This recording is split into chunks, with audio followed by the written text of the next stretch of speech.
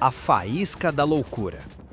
Eu tinha uns 15 anos, 2001 ou 2002. Aquela fase em que o mundo parece pequeno demais para o tamanho da nossa coragem.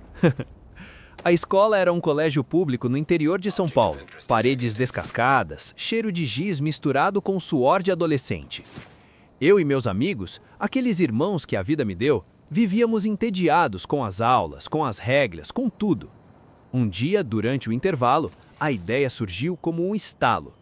Vamos virar a sala da professora de cabeça para baixo. Foi o que eu disse, e ninguém precisou pensar duas vezes. Pegamos as carteiras, viramos de pernas para o ar, empilhamos cadeiras, espalhamos cadernos pelo chão, colocamos a mesa dela no centro, de ponta cabeça. Eu trouxe de casa uma garrafinha de álcool e um pouco de fósforo. Enchemos o lixeiro de papel, acendemos. A chama subiu rápida, laranja, viva. Dei um chute forte e o lixeiro rolou pelo corredor, cuspindo fogo como um cometa maluco. De repente, a professora de história apareceu na porta. O fogo pegou na barra da saia dela. Ela gritou, bateu na roupa, apagou rápido. Graças a Deus, nada grave. Mas o pânico tomou conta. Eu saí correndo, como se o diabo estivesse no meu encalço. Atravessei o corredor, pulei degraus, caí no pátio central de joelhos ralados, coração explodindo no peito. Na minha cabeça tocava a trilha de filme de ação. Bum, bum, bum. Eu era o fugitivo, o herói, o idiota. A consequência inevitável. Não demorou para a diretora nos chamar. Um por um. Eu, cabelo bagunçado, uniforme sujo de cinza, sentei na frente dela tentando manter a cara de pau. Ela disse que aquilo tinha sido perigoso, irresponsável, que poderíamos ter machucado alguém de verdade. E eu sabia que ela tinha razão. Meus amigos e eu fomos expulsos. 3 dias em casa. Depois definitivo. Lembro da sensação estranha ao sair pelo portão pela última vez. Alívio misturado com um vazio enorme. A escola era chata, mas era o nosso mundo. As meninas que a gente paquerava no recreio, as partidas de futebol no intervalo, as conversas infinitas sobre música e futuro. Eu gostava de uma garota da turma do lado, cabelo cacheado, sorriso fácil, e nunca tive coragem de falar com ela. A expulsão acabou com qualquer chance que eu imaginava ter. Naquela noite, em casa, fiquei olhando para o teto pensando se a adrenalina tinha valido a pena. O último ato de rebeldia. Mas a gente não ia aceitar quieto. No dia seguinte, voltamos. Não para pedir perdão, para protestar. Fizemos placas de papelão. Deixa a gente voltar. Queremos estudar. Fogo na escola? Só no coração. Levamos uma caixa de som velha, microfone improvisado e ficamos na calçada gritando frases de efeito. Professora, desculpa o fogo, foi sem querer querendo. Passava carro buzinando, alunos das janelas aplaudindo, a gente se sentindo invencível outra vez. Até que a viatura chegou. 2 policiais desceram, pediram para desligar o som, para dispersar. A diversão acabou ali. Voltamos para casa de cabeça baixa, mas com histórias que ninguém nunca ia tirar da gente. Hoje, anos depois, olho para trás e rio. A gente era imaturo, sim, poderia ter sido muito pior, mas aquelas memórias, a correria, o fogo, o protesto ridículo, são as que mais brilham. Elas me lembram de como é ser jovem, acreditar que o mundo muda com uma faísca, viver intensamente sem medir consequências. Escola não era só aula, era o lugar onde a gente aprendia a ser gente, do jeito mais torto possível. Os primeiros anos. O cheiro de giz e liberdade. Eu me peguei em pensamentos e quando pensava na escola, o cheiro que vem primeiro é aquele de giz recém-riscado no quadro negro, misturado com um aroma de merenda quente subindo pelo pátio. Era o início dos anos 90. O uniforme azul desbotado, as carteiras de madeira marcadas com canivete, o sino tocando pontualmente às 7h30. Eu chegava correndo, Mochila balançando, o coração já acelerado só de saber que ela poderia estar lá, alguma garota de tranças ou sorriso fácil que fazia o dia valer a pena. A gente passava o recreio jogando bola no campinho de terra batida, gritando gols como se fossem da Copa do Mundo. As aulas de matemática eram um suplício, mas as de educação artística... ali eu me perdia desenhando carros tunados ou rostos que nunca ousava mostrar. Às vezes eu ficava olhando pela janela, sonhando com um futuro que parecia infinito, sem perceber que o melhor já estava acontecendo ali, naqueles corredores barulhentos, cheios de amigos que pareciam irmãos. A escola era segurança e aventura ao mesmo tempo, o lugar onde eu aprendia a ser homem, a paquerar sem palavras, a rir até a barriga doer. O tempo passou rápido demais. Entramos no ensino médio no início dos anos 2000 e algo mudou dentro de mim. As regras começaram a parecer grades, os professores vozes distantes, as notas apenas números que não diziam nada sobre quem eu era. Eu e os amigos começamos as pequenas travessuras, cola no exame, bilhetes trocados na sala, cigarros escondidos atrás do ginásio. Mas o fogo, literal, veio numa tarde abafada de novembro. Alguém trouxe fogos de artifício roubados do pai, e a ideia parecia genial. Explodiram os poucos no banheiro vazio para assustar todo mundo. Corremos pelos corredores, acendemos o pavio, o estrondo ecoou como trovão. Fumaça preta subiu, alarme disparou, professores gritando, alunos evacuando em pânico. Por alguns minutos, o caos foi nosso reino. Até que a diretoria nos chamou, um por um. Cara fechada, voz grave, suspensão, advertência, ameaça de expulsão. Eu senti o peso pela primeira vez, o medo de decepcionar os pais, de perder aquele espaço que, mesmo com regras, ainda era meu. Mas a rebeldia não morreu, ela só esperou o momento certo para explodir de novo. O último ato de liberdade. A expulsão veio como um soco. Mas a história não acabou ali, longe disso. Decidimos que merecíamos justiça, ou pelo menos uma última grande diversão. Montamos um protesto improvisado bem na porta da escola. Cartazes de papelão escritos com canetão, caixa de som no volume máximo tossendo rock nacional antigo, microfone na mão passando de um para o outro. Gritávamos frases absurdas. Queremos estudar, devolvam nossa juventude, misturando súplica com ameaça de mais bagunça. O sol queimava a nuca, suor escorria, mas a adrenalina era elétrica, uma rebelião adolescente contra um mundo adulto que não entendia. Carros buzinavam, pais curiosos paravam, alguém filmava com aquelas câmeras digitais novinhas. Até que as sirenes começaram baixinho ao longe e foram crescendo, crescendo. Viaturas chegaram, policiais desceram sérios, ordens firmes dispersando a multidão, amigos correndo para tudo quanto é lado, cartazes jogados no chão, equipamento confiscado.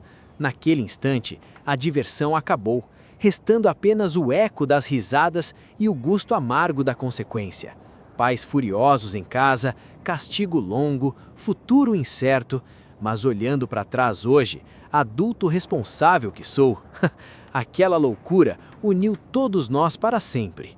Que saudade daquela sensação de liberdade sem limites, de acreditar que o mundo podia ser mudado com um grito e um sorriso. Atenção antes da tempestade. Eu nasci em 1986 e o cheiro de giz misturado com piso encerado ainda vive em mim como se fosse ontem. O ensino médio no início dos anos 2000 era um mundo à parte. Mochilas pesadas, uniformes amarrotados, o barulho dos tênis All-Star no corredor.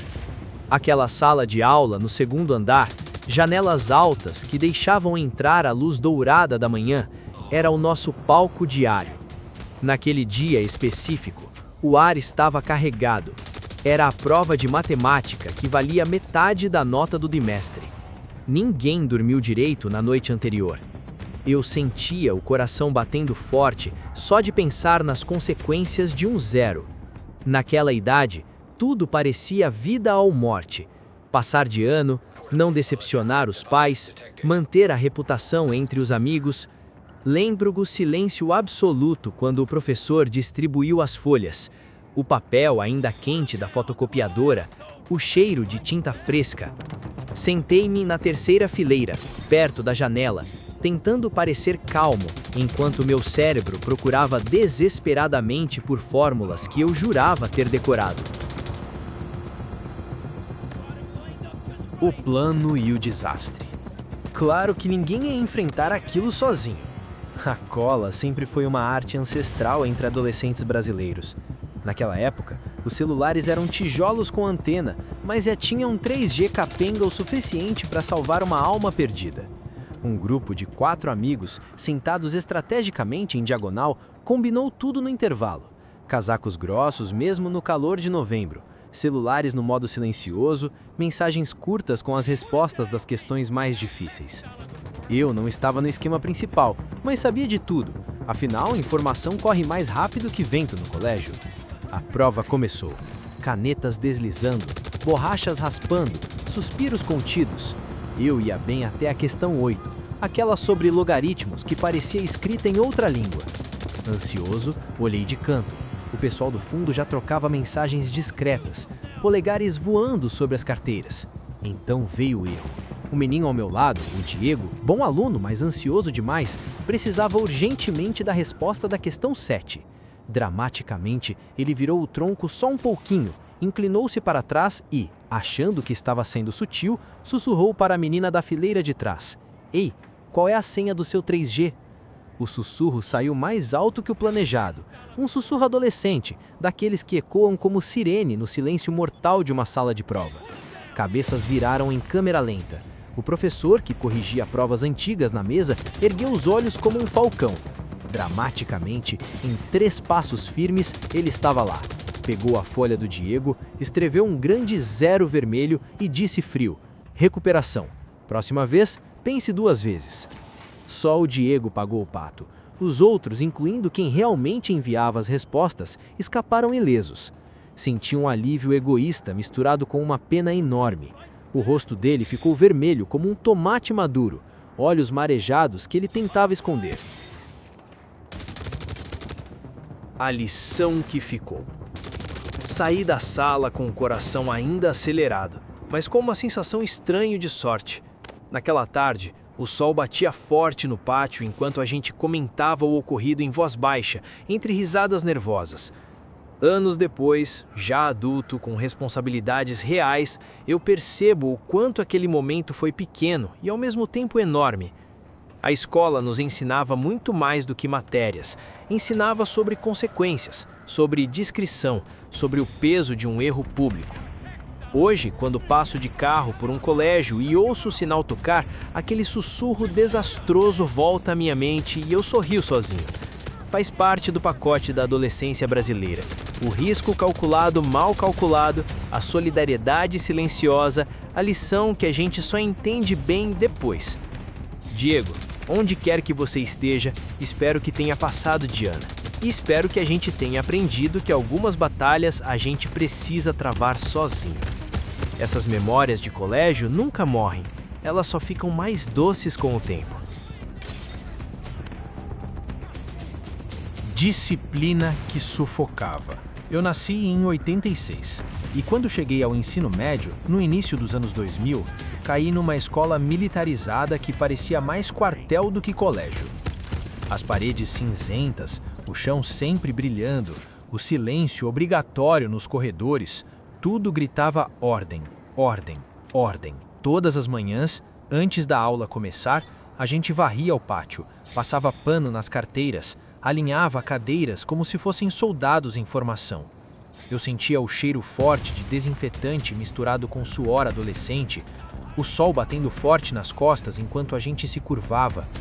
Era exaustivo, mas a gente aceitava porque não tinha escolha. Só que, lá no fundo, uma rebeldia quieta crescia dentro de mim.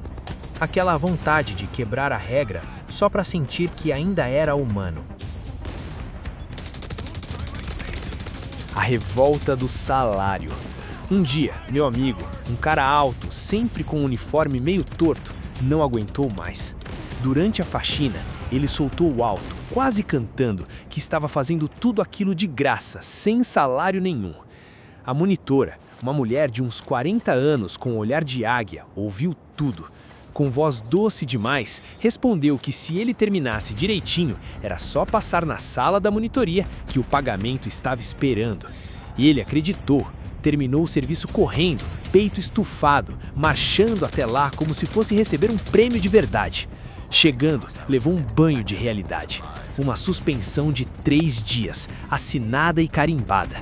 Começou a discussão, vozes subindo, ele exigindo o dinheiro prometido, ela repetindo que era só ironia, colegas espiando pelas portas entreabertas, coração acelerado. A confusão cresceu tanto que diretores apareceram e, no fim, ele foi expulso de vez. Eu vi a porta bater atrás dele, o sol da tarde iluminando o pátio vazio, e senti um aperto no peito, parte medo, parte inveja daquela coragem que eu nunca tive. A vergonha que virou lenda. Meses depois, outro episódio marcou a escola inteira. Um garoto do 2º ano, nervoso antes de uma prova, acabou sujando a parede do banheiro de um jeito bem natural demais. A notícia correu como fogo em palha seca. Ninguém levou a advertência oficial, mas todo mundo soube. Até a professora de português, geralmente séria, deu uma risadinha discreta quando o boato chegou na sala. Nos intervalos, a gente desenhava memes em papel sulfite, bonequinhos com frases engraçadas. Se aconteceu com você, relaxa, é normal. E passava de mão em mão, escondido dos fiscais. Algumas meninas da turma, inclusive aquela que eu observava de longe, com cabelo cacheado e sorriso fácil, confessaram baixinho que já tinham passado pela mesma vergonha. Naquele momento, entendi que a adolescência era isso. Um território cheio de tropeços, medos bobos e risadas que curam. Hoje, adulto, olhando para trás, sinto saudade até da pressão, porque foi ali, entre faxinas forçadas e castigos injustos, que aprendi o valor real da liberdade e da amizade que resiste ao tempo. Se essa história mexeu com você e trouxe à tona alguma loucura da sua época de escola, comenta aqui embaixo. Qual foi a maior bagunça que você aprontou ou viu acontecer? Curte o vídeo, compartilha com aquele amigo de infância que vai rir junto, se inscreve no canal e ativa o sininho para mais memórias nostálgicas como essa. Vamos reviver juntos esses momentos que ninguém esquece.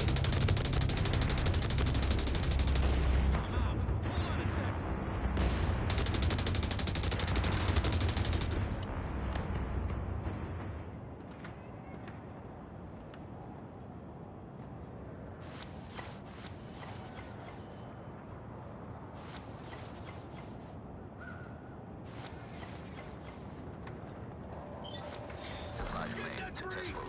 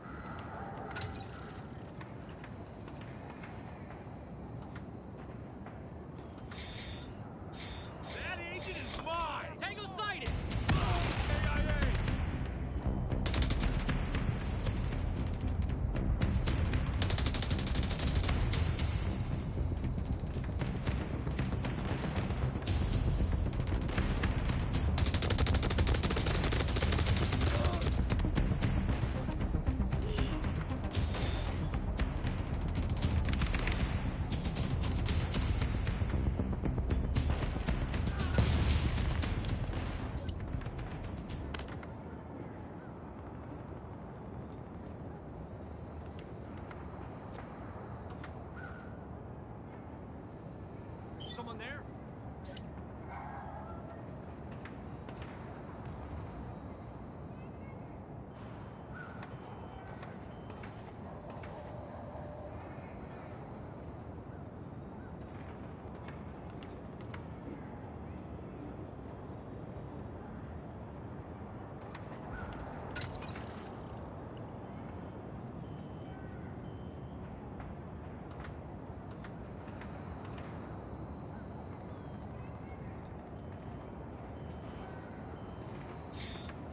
Waste them!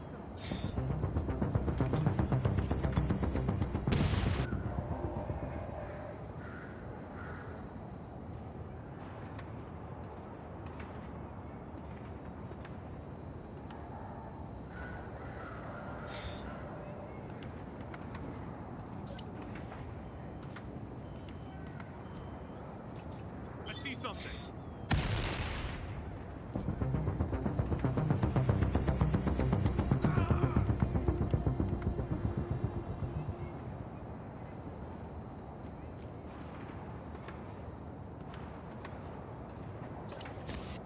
Object of interest detected.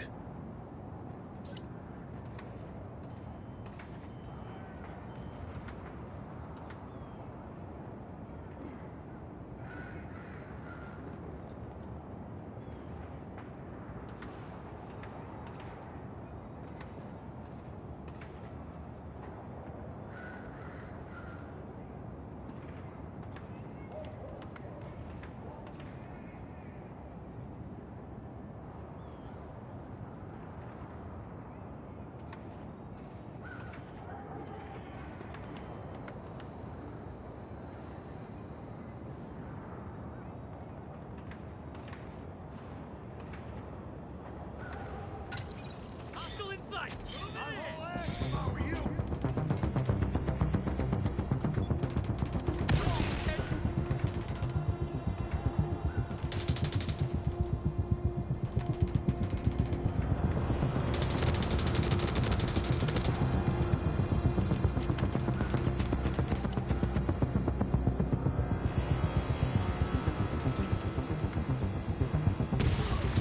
Solid hit!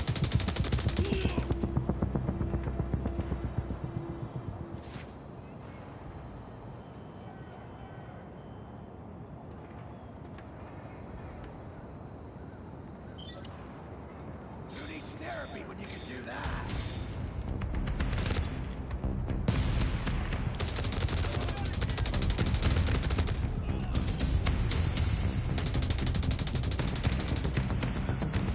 Sniper here. That's some fine work making the streets safer, Agent. If the civvies here only understood what we're risking for their sake. Speaking of, Mrs. Chan said she wanted to work when you get back. Draper out.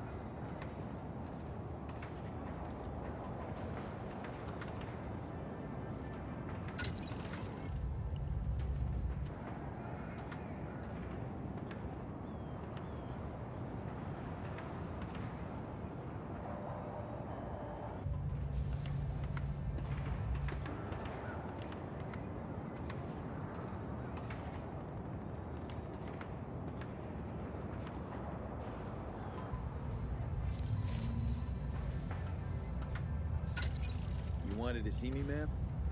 Yes. Thanks for stopping.